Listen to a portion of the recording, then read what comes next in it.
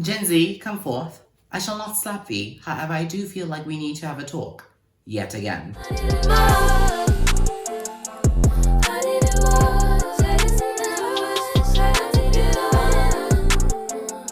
Hello Bandannas, Kuma welcome here, and I do welcome you all back on my channel here on the platform of YouTube. In today's film, we shall be discussing Gen Z's new obsession with old money and why it just may be yet another problematic trend.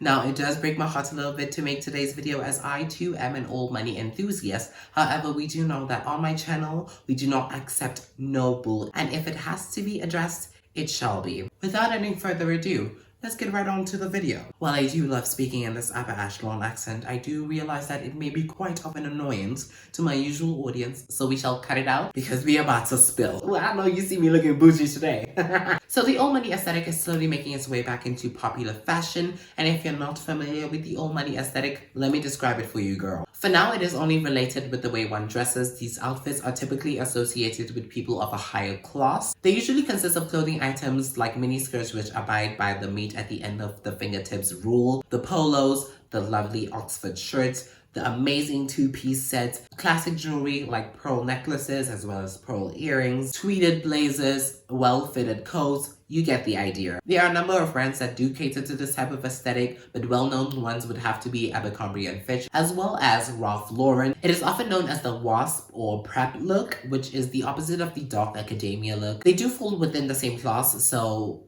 they are kind of not different from each other, but also different from each other. I will discuss that later on to this video, so let me not ruin that. With the clothing becoming more popular, so is the romanticism of the lifestyle. And that is where the problematic things are coming in. But so far, it's the simple things that are becoming kind of romanticized, such as playing polo with your friends, discussing business with associates over a good game of tennis, art galleries, going for a drive along the countryside with the top down, cruising in vintage yachts. Ooh, babe. And just strolling alongside a prestigious country club. However, judging off of old trends, I don't think it will be long till people actually start incorporating this idealistic lifestyle into their actual daily lives. I think the rise of this aesthetic is inspired by what we Gen Z were exposed to during the peak of the panorama. Essentially, the upper class was still secure while the middle and lower class was struggling. I mean, people who lost their jobs or got demoted were struggling to maintain their lifestyle, while people who had barely nothing at the beginning of the pandemic were left with absolutely nothing after its peak. So the idea of excessive and sustainable wealth became more appealing to us as a generation. And I guess what helped this was our recent frustration with the new money aesthetic, heavily fueled by these influencers flaunting their wealth in the middle of a panorama where people were struggling to just meet daily needs. So let us discuss old money versus new money. Old money by definition is essentially inherited wealth that has been around for multiple generations. It is people who are born into families that have been rich for a very, very long time, or just a long time. It is also kind of different depending on the region that you're in. I mean, old money in the UK could refer to the monarch, whereas old money in the United States could refer to the Rockefeller family. New money, however, is wealth that has been recently acquired. It is less established and secure compared to old money. Typically, a person would have to work and earn this wealth rather than inherit it, which is why I guess we call new money people rich and old money people wealthy. Although these words are synonymous with each other, one kind of is heavier in weight compared to the other. Rich is you have the money, but you're working for it, and wealthy is the money is working for you and you have tons of it. The new money aesthetic is more flashier and heavily influenced by flex culture. People who embody this type of aesthetic well would have to be the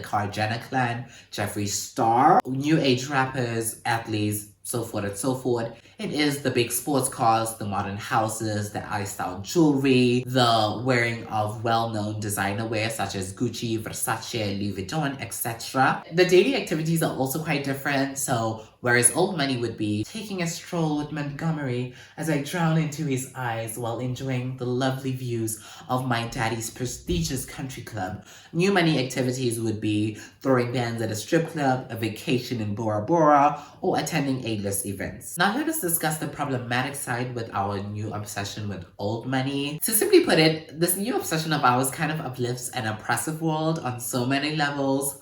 So let's break it down. One, and I think the most obvious, would have to be racism. I mean, when one utters the words prep or wasp, they are 100% not referring to a person of color. Old money, like every other aesthetic that has been trending recently, is a very white aesthetic. It actively excludes people of color. Every time I search for old money aesthetic inspo on Pinterest or on TikTok, I get met by tons of images and videos of white creators. Because even though there are quite a number of people of color as well as queer folk embracing the iteration of this aesthetic, it is inherently conservative. Two would have to be classism. I mean, it is in the name old money. You're either born into it, married into it, or simply excluded. A recent accompanying aesthetic to this would have to be dark academia, as I've mentioned before. They do belong to the same class, typically associated with elite schools, usually boarding schools, where only the rich or children of the rich can attend these schools. And that is where they get the best education, as well as tips and tricks on how to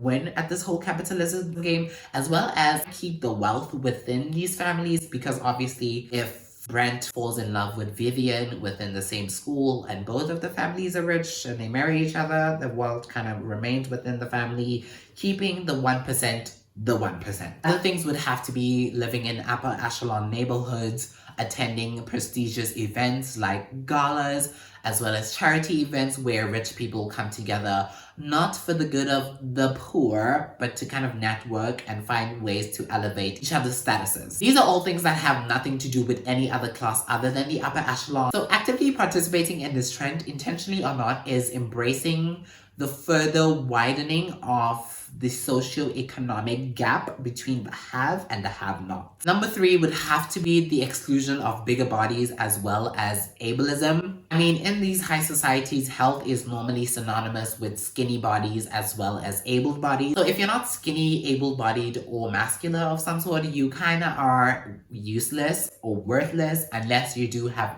a higher net worth than your peers or associates.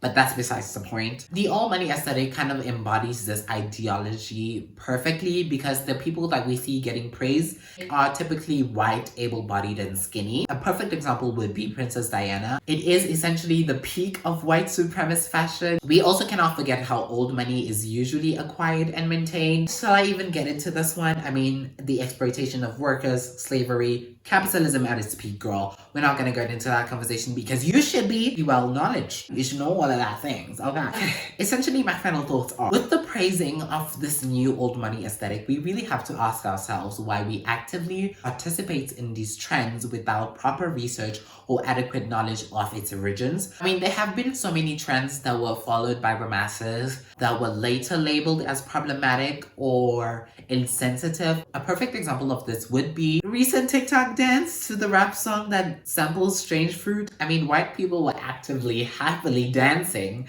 to a song about lynching black people. Girl!